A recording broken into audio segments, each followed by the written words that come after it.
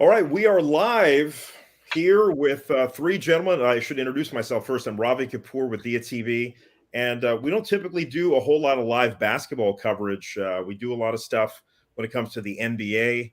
We have covered the NBA Finals during certainly the Golden State Warriors stretch of dominance over the last 8 years, having covered all of those games, which has been a blast. But we wanted to introduce you to a couple of guys that are involved in a new initiative, and I'm going to have them explain it because I'm fascinated about how this came together. Because we have a bunch of folks of Indian descent hitting the hardwood, playing on Friday night on ESPN. Which, let's face it, unless you're like Kevin the Gandhi, you're not sniffing ESPN as an Indian guy. And Kevin's a friend, so but it is amazing that we have these three guys involved with India Rising. It's a basketball team. They're taking part in the basketball tournament, TBT, and they are taking on the folks from Boeheim's Army, a group that I know well as a Syracuse alum, a very proud Syracuse alum. I can't believe we lined this interview up with a bunch of Brown basketball players taking on Syracuse alums. It's really my world converging in one broadcast. So, gentlemen, thank you all for being here. I want to introduce you all to Gautam Kapur, Navin, Ramharak, and Gokul, Natesan. Gautam, why don't you explain how this whole thing came about? Yeah, happy to. And thanks, Ravi, again for having us. Thrilled to be here. Basically, India Rising has been something that our community has needed for a very long time. And what it basically is the home for Brown athletes. There's over 10 million Brown basketball players in India. We all know it's the most popular sport for Indian Americans and Indo-Canadians, but we've never really had a team to call our own. So we put this team together practically a year ago, spent the past several months figuring out who should be on the team, what's the roster look like, and we're lucky enough to land a slot in the basketball tournament, and we'll make history basically tomorrow at 7 p.m. as the first ever Indian origin pro basketball team to play on ESPN and pull off a major upset. I love the confidence. Navin, tell me how you got involved and what your expectations are for the game on Friday. Yeah, I got involved. Met G. Actually, we only met for the first time last month in New York, but we were working together via Zoom and WhatsApp voice notes for the last couple of months and just building this thing out. Very keen on obviously building the basketball culture within India. And as soon as G had this and brought it to me, I knew I had to be a part of it. In terms of expectations, man, we're all competitors, all three of us and the rest of the team. We're here to win. We're here to upset. This is our Cinderella story, our moment, our chance to highlight our heroes and share our story. So we're just excited for tomorrow. And Gokul, I understand you are the starting two guard for the game. Tell me about your basketball journey and how you got into this game. Yeah, so I grew up in the Bay Area, in the San Jose area. There's obviously a big Indian population, as you guys know. And I just started playing when I was a kid. Starting out in local leagues, my dad put me in, and the interest just grew. And I moved up, played in high school, played well in high school, got college scholarship, and I did well enough in college that I was able to go play professionally. And I've been playing professionally for about 5 years. I've played in countries like Australia, Ukraine, Uruguay, Finland, and once Gautam reached out to me in about March, I believe, about doing India Rising, and he told me the whole vision for everything and competing in the TBT. I was excited and on board, and I thought it was a really cool opportunity to showcase Indian basketball.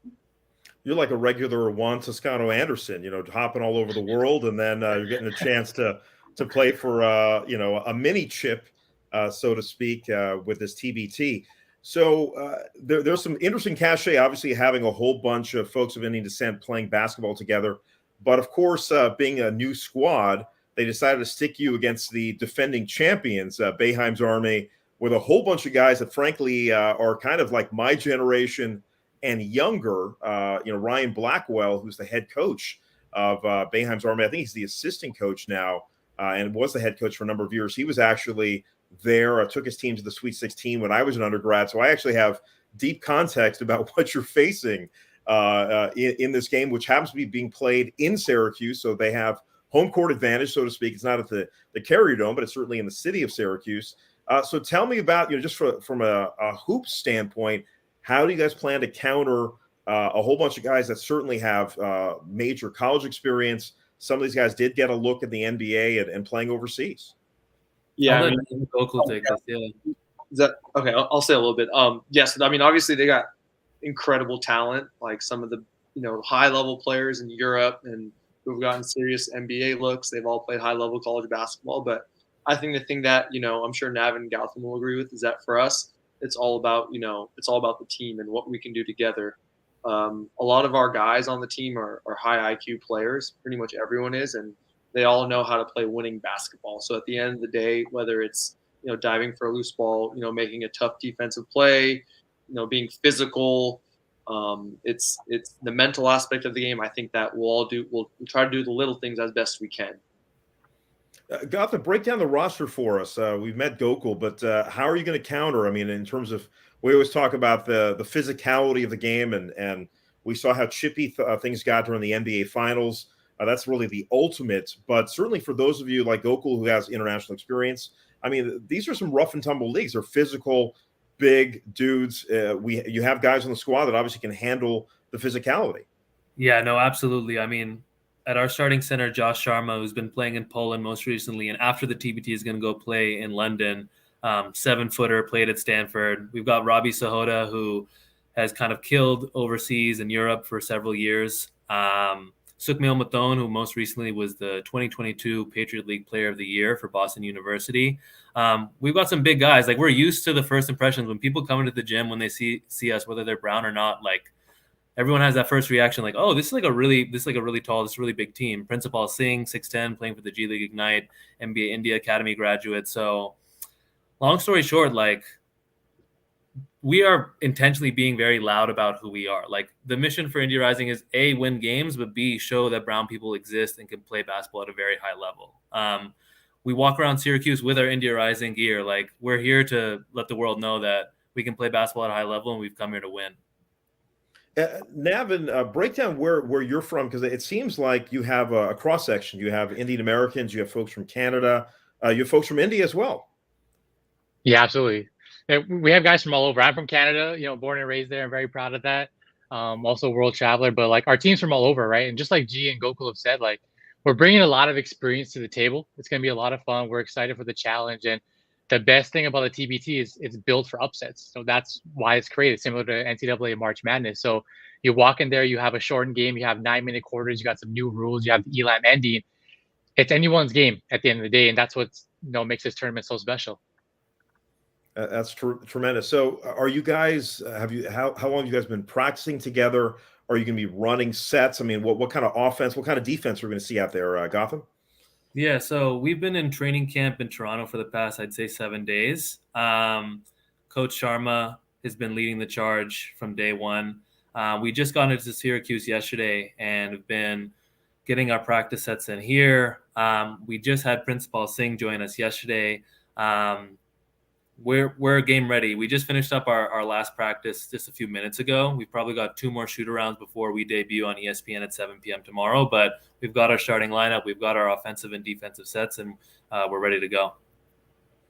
So when you're taking on a team like Syracuse Gokul that has so much experience, how are you going to be able to measure this out? Obviously, they're going to be heavy favorites. In fact, not only just home court advantage in Syracuse, but ESPN is almost like Syracuse home court advantage. I mean, most of the Syracuse alums end up in the media, people like me that work and proliferate ESPN. And so you're going to have a kind of a real partisan, even media bend to it. So how are you going to be able to, focus in on getting through those early jitters and trying to get a W? Because the format is different. It's not a traditional, 40-minute, 48-minute game. You have the elam ending. Talk about some of that has gone into your preparation. Yeah, I mean, like with the elam ending, we've had a few exhibition practice games, and we've worked with the elam ending, so we understand that you're playing to a certain score once you reach a certain time in the fourth quarter, and we also know that it's really important to get to a fast start, a good start, just because we're going against a great team. They're in their hometown. And, the atmosphere is going to be really intense. And so we want to set the tone early. And that's always something you want to do when going against a team of that nature. And, because falling behind early is usually not a good recipe. So I think the main thing is all of us are communicating and we understand that, you know, mentally we have to be prepared, like I said, for their physicality from the jump. So it's just, you know, locking in and shoot around and practices and making sure our approach is proper. And when it comes to figuring out putting together, meshing together in such short order, I mean, how have you guys been able to do that with just a few practices? How do you figure out who the team leader is, and who's actually going to be able to be competitive against a squad of guys that have played together? Let's face it, they played at Syracuse for 1, 2, 3 years, and then they got out into the professional game, and some of these guys are really elite athletes. Yeah, I think like the short answer is, look, we have pro guys and they're very high IQ, but even me and G were shocked with, once we came to Toronto training camp, some of those questions you just asked, like our leaders were shown. They were stepping up in practice, they were drawing up the plays, they were really asserting their leadership on the court and off the court. So it actually made that job a lot easier for us to understand like who the leaders were. And like I said, the biggest thing is we bonded a lot over the last week in Toronto. On the bus ride over, we're playing Uno, we're having, you know, team breakfast, team dinner. So it is a short time frame, and those guys may have more experience playing together. But like I said, we're ready, and this is going to be a fun challenge for us. Yeah, and just to chime in too, like there's a lot of diversity on our team, but our guys have played together before, just in different environments. So Gokul and Varun were playing at the Indo-Pac tournament, and were co-MVPs of the Indo-Pac tournament just a few months ago in Vancouver. Inderbir and Kieran have won championships together in the 3-on-3 leagues in India. Sai and Kieran have played together at Indo-Pac in Phoenix. Like, it's really cool to see basically the all-star team, or the Brown Avengers of basketball, kind of all come together. Because, yeah, this is the first time that all 12 have played together, but everyone from their subsects, whether they're Indo-Canadian, Indian national, or Indian American, like there is chemistry there, and it's been really cool to see that like come together. So how big is this organization now? And then obviously you're trying to get $1 million prize. Now I know early on you had maybe 8 or 10 people competing, and they divvied up the cash. Now I see these organizations being built out where you have kind of a general manager, you got a head coach, maybe you have an assistant coach, you've got a full roster. So what are those logistics like? I'm really curious to see, because obviously there's an economic incentive for you guys to get out here, and how is this whole thing getting financed? Yeah, so in terms of the financial payout, it's split evenly across all the players. In terms of how this has been financed and put together, we've had some incredible sponsors and South Asian businesses, from Cafe Spice to the Auntie Network to Extra Butter, Mini Jerseys, like all of them, Clutch Venture Groups, the Metro Classic, like everyone has come together to give us financial support to like rent Airbnbs, Ubers, food, and basically bring this thing to life. And we're really excited to make India Rising basically an annual platform for Brown Hoopers to show the world what they've got. So yes, we've started with the TBT in 2022, but we plan to be back in 2023 and 2024 and expand into other tournaments, and basically, again, show the world that Brown ballers exist and can play at an incredibly high level. Well, I think this effort is so timely for many reasons. You know, we briefly discussed before we started the broadcast the involvement of the NBA in India. And so we were very pleased to be able to go to Mumbai and Delhi as part of this whole group of Americans that went to India to facilitate the first ever games. And so it became like an economic event. You had business leaders show up. We actually had the governor of Indiana come out to India to court multinational businesses. And that was like in Delhi. I went down to Mumbai, and they had multiple games involving the Kings and the Pacers. Obviously, Vivek Ranadive is of Indian descent, and he's the owner of the Sacramento Kings. I got to know him when he was a part owner of the Golden State Warriors, and he has absolutely spent so much time trying to build what he calls like, NBA 3.0 and building out infrastructure. And I had a chance to talk to Adam Silver during the NBA Finals, the NBA's commissioner. We talked to him 3 years ago, and obviously the pandemic has gotten in the middle of everything. And what he told me is that India is definitely on the radar. They think the pandemic actually really harmed their efforts to build a real infrastructure there. But there are groups in India that want to see the game come to life, and we certainly see all the efforts throughout Asia. I mean, China already has a very robust infrastructure. We know the NBA is coming to Japan in the fall. So how meaningful would that be to see like the NBA or other leagues form to build this this community up? Because I know there's a lot of young Indians around the globe that love the game. Yeah, I think for this piece, yeah, like the main issue, like here's the thing: there's 10 million basketball players already in India, and something that's been a pain point for a lot of these people has been there's very few opportunities to see brown people playing basketball, like in an exciting setting, in an intense tournament. Like we know the hoopers exist, but when you go on social media or you look to TV, like it's hard to find those brown role models. So that's what I'm really excited about with India Rising, leveraging the diaspora. I think a lot of people are sitting around waiting for like, hey, like, where's the brown Yao Ming? Like, we all understand that, we all know that, but what Gokul and what the rest of this roster is doing is incredible and needs more of a spotlight. So that's what we're really gunning for here. Well, we had a chance in 2019 also to go to Toronto to see the Warriors and Raptors, and Navin, I got to see the rabid Toronto fan base, unbelievable, and I met some guys that were involved with like something called Raptors Pinned, some like local group that were like huge Raptors fans.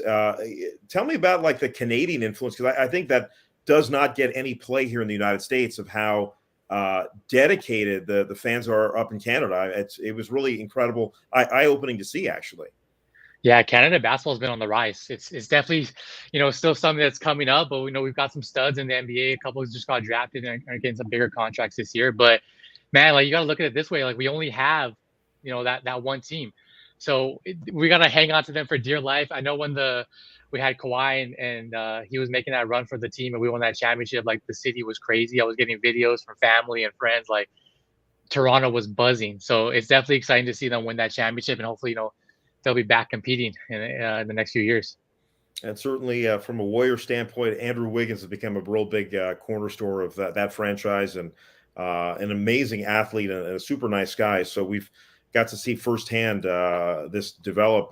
Gokul, what do we look for on the floor? I mean, again, you're going to hit the hardwood 7 p.m. Eastern Friday night on ESPN. What kind of effort are you and your starting five going to do when the lights are on? Yeah, I mean, I think just with the whole team, we're ready to give a full effort, especially on the defensive end, matching physicality with rebounding and being aggressive and assertive offensively. We want to run our sets and play together, but we're also not afraid to take over. So I think you're going to see a group that's definitely not afraid of the moment. I don't think it's going to be the lights aren't going to be too bright for us, and we're going to go out and just and try to execute our game plan.